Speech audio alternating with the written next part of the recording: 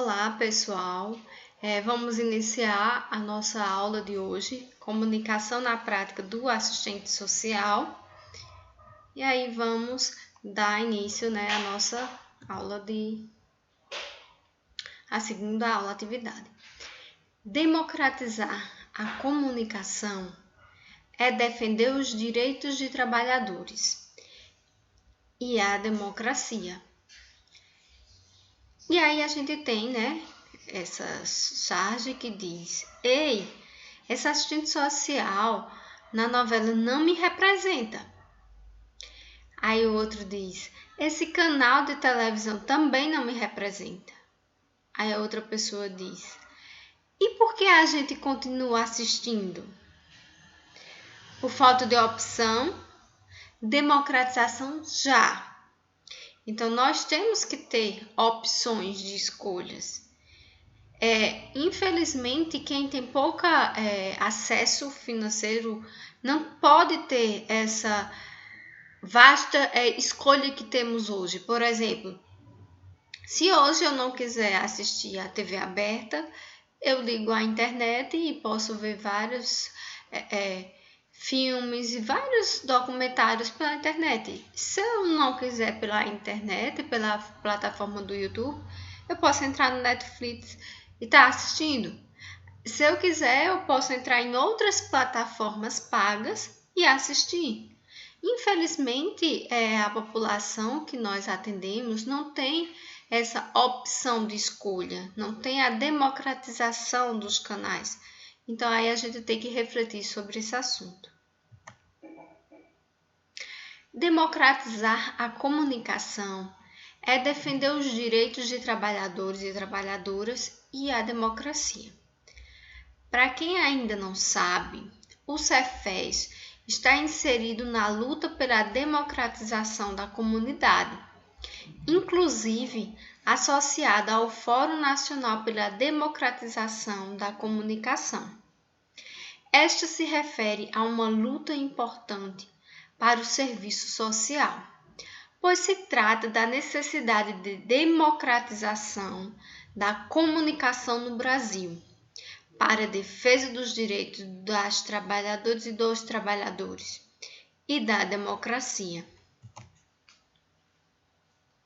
Devemos discutir com a sociedade que o monopólio no setor fere a democracia, a liberdade de expressão e o direito à comunicação. É preciso evidenciar o vínculo perverso entre o monopólio e a ausência de pluralidade e diversidade de vozes na mídia, que conduz a uma narrativa única dos fatos, sempre a serviço da pauta conservadora, estimulando o discurso do ódio, o preconceito e a tolerância, conforme manifesto de convocação da mobilização.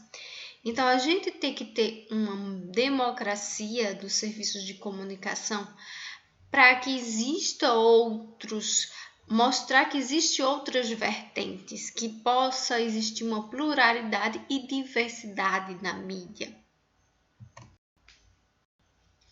A coordenadora da Comissão de Comunicação do Cefes, Daniela Neves, reafirma a importância da presença do serviço social nessa luta. A comunicação tem um papel estratégico no fortalecimento dos usuários e usuários de serviços e políticas sociais.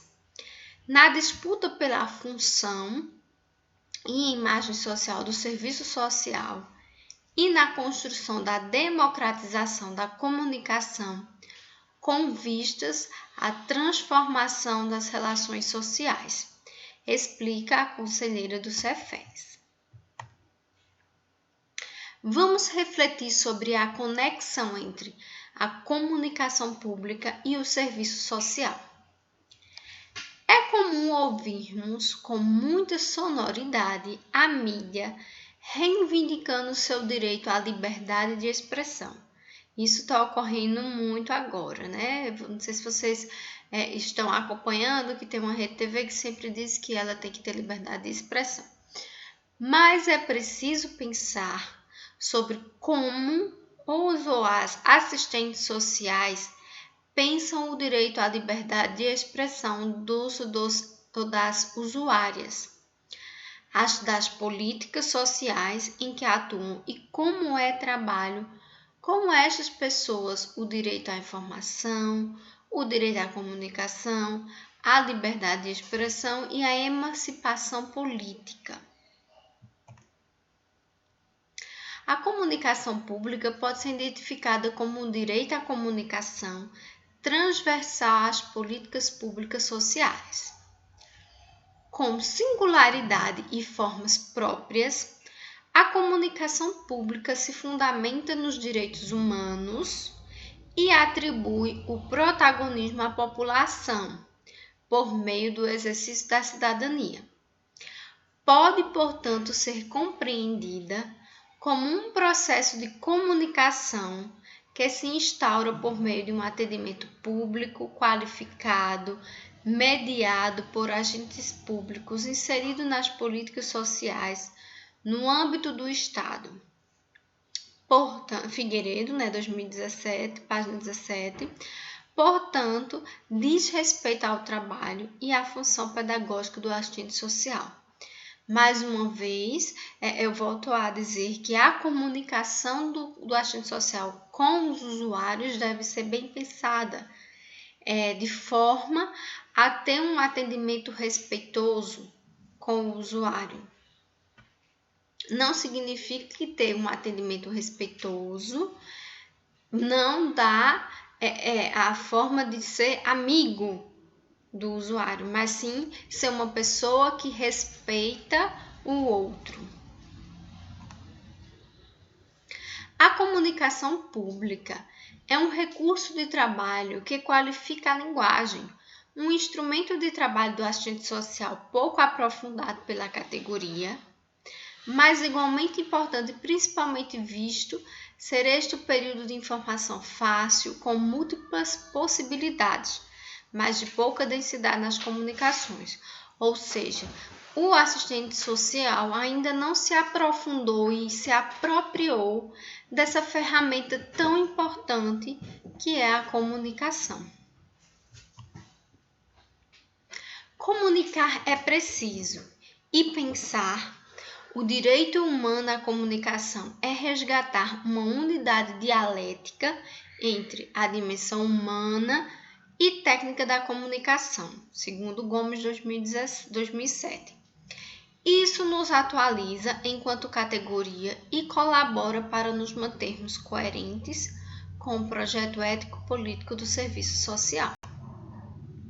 Então, comunicação pública, campo para a construção de uma cultura comum. Ou seja, a comunicação tem que ter consciência, legislação, ética, notícias de qualidade, opiniões, conhecimentos, desenvolvimento, tudo isso em um só contexto, para ser uma comunicação pública, com uma cultura comum a todos. A comunicação pública no campo para a construção de uma cultura comum, de acordo com Gomes, 2007, os direitos humanos são uma das mais complexas buscas da civilização moderna e que traz consigo uma memória de liberdade e barbárie, de guerras como formas para se chegar à paz e de violência para se alcançar a dignidade humana. Gomes, 2007. O reconhecimento da comunicação como um direito humano engloba a compreensão dos direitos civis, políticos e sociais. Ao assumir a comunicação como um direito humano, reconhece-se algumas particularidades que precisam ser evidenciadas. A primeira delas é que a comunicação, historicamente, foi traduzida como transferência de dados e informações, um ser que informa e o outro que ouve. Foi somente a partir do século XX, mais precisamente na segunda metade, é que a comunicação ganhou uma proximidade com os direitos humanos, ampliando seu significado e alcance. É preciso, no entanto, compreender que essa aproximação não se deu de forma mágica, mas a partir de muitos processos de luta e resistência no mundo. Aqui no Brasil, a luta pelo reconhecimento da relação entre comunicação e democracia, portanto, como um direito humano, se expressa na Constituição Federal de 1988, por meio da garantia de liberdade de opinião, de pensamento, de expressão, difusão, de informação, comunicação, propaganda, meios de comunicação, além de ser transversal a várias áreas. O artigo 5º, inciso 33, assegura a todos o direito de receber dos órgãos públicos informações de seu interesse particular ou de interesse coletivo ou geral, sendo estas prestadas no prazo da lei, sob pena de responsabilidade, excesso aqueles cujo sigilo seja necessário à segurança da sociedade e do Estado. Trata-se, portanto, de um direito social de quarta geração, que requer transparência e fidedignidade nas informações veiculadas pelo Estado por meio de seus organismos. Então, é o que nós estamos vivendo hoje, quando alguém coloca uma informação errônea ou uma fake news a respeito do coronavírus, essa pessoa pode responder judicialmente, e que os meios de comunicação e os governantes têm obrigação, assegurada no artigo 5º da Constituição Federal, que tem que passar informações à população para a sua segurança. Então, está previsto no artigo 5º. Desta forma, é no campo da contra-hegemonia que emerge o direito à comunicação, um direito que se refere à liberdade individual e ao direito humano fundamental da palavra e da expressão. Se a comunicação entre os sujeitos sociais tem sua origem por uma necessidade ontológica, o debate acerca da comunicação como direito humano advém da complexificação da sociedade, emergendo de lutas como as lutas inglesas de 1215 a 1689, as norte-americanas em 1776 a 1787 e as francesas de 1789 a 1848. Quanto à questão da comunicação aparece no grupo de direitos fundamentais, tais como a liberdade religiosa, liberdade de opinião, pensamento e de expressão, liberdade de imprensa, liberdade de reunião e associação. No entanto, é com os críticos da industrialização e do tecnismo da comunicação do pós-guerra que aflora a ideia de construir o direito relacionado à comunicação com dimensões internacionais, uma vez que o fio de relações que determinam e condicionam quem pode ou não pode efetivamente exercer a comunicação ultrapassa a necessidade ontológica e chega aos momentos de dominação. Gomes, 2007. Yamamoto, em 2001. O assistente social utiliza dos instrumentos o conhecimento enquanto base teórico-metodológica e a linguagem. Por meio dos fundamentos teóricos metodológicos, o profissional realiza uma leitura da realidade e decide sobre as bases de sua intervenção. Saber usar a comunicação. Vamos aí para um caso. Uma técnica do CRAS tomou a decisão de realizar um evento com temática de drogas. reflagrando um processo de organização com vistas a garantir que toda a comunidade tivesse a oportunidade de conhecer mais a este respeito. Conseguiram com esforço, segundo a entrevistada, um carro de som para circular na região. Fizeram cartazes, avisaram em todos os espaços que puderam e se empenharam muito, afinal a partir de uma necessidade percebida pela comunidade e pelos técnicos. Chegando o dia da reunião, a surpresa ficou a cargo da total ausência. Ninguém compareceu. Afinal, onde haviam errado? A conclusão da equipe é que, diante de um convite tão amplo para um assunto tão complexo, ninguém se sentiu à vontade para comparecer. E a falha na forma de comunicação foi quando eles colocaram um carro de som passando em toda a comunidade, convidando os moradores a participar de uma oficina sobre drogas. Mas ninguém veio. Concluíram que haviam, na verdade, eram avisado desde a igreja ao tráfico, aos usuários de droga e a todo mundo. Então, eles não conseguiram o público porque eles acabaram avisando a todos e acabou de que todo mundo ficou com medo de se expor nessa palestra. Todo mundo da comunidade. Ou seja, para intervir é necessário conhecer a realidade social, que se dá a partir da investigação da realidade, o que pressupõe um domínio do método de pesquisa e de princípios teóricos que trarão clareza ao objetivo, bem como sobre a utilização dos recursos adequados ao encaminhamento da questão apresentada. Outra técnica também sobre o desafio do uso da linguagem oral, na justa medida, ou seja, aquela capaz de entrar em ressonância com as preocupações, com a situação, com a cultura e com o vocabulário do usuário. O básico do nosso trabalho, ele passa por uma transformação, e transformação se faz através de informações, né?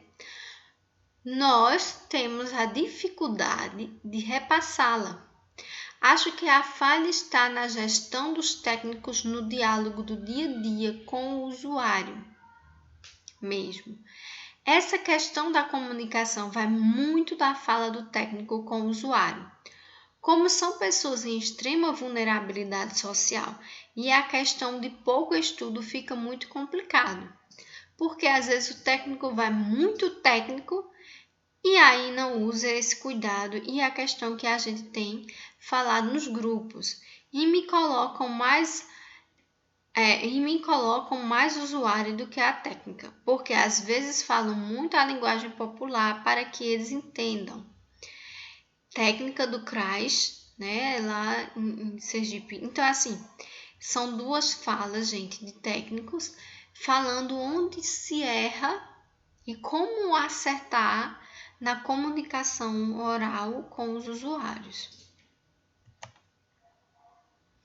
A busca por compreender sobre a relação do serviço social com a comunicação tem nos mostrado que precisamos contemporaneizar e aprofundar sobre os limites e as possibilidades da comunicação no exercício profissional do assistente social, não se tratando de desassociar a questão das dimensões teórico-metodológicas, técnico-operativas e ético-político da profissão, mas de conhecer as particularidades que circundam este tema.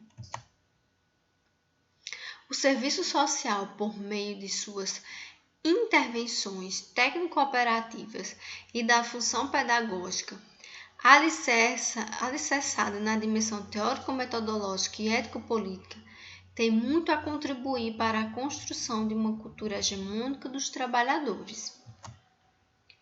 É, sem dúvida, por meio da linguagem oral e outros instrumentos de comunicação que se engrenda a função pedagógica do assistente social, sustentada na atualidade pelos princípios do projeto ético-político.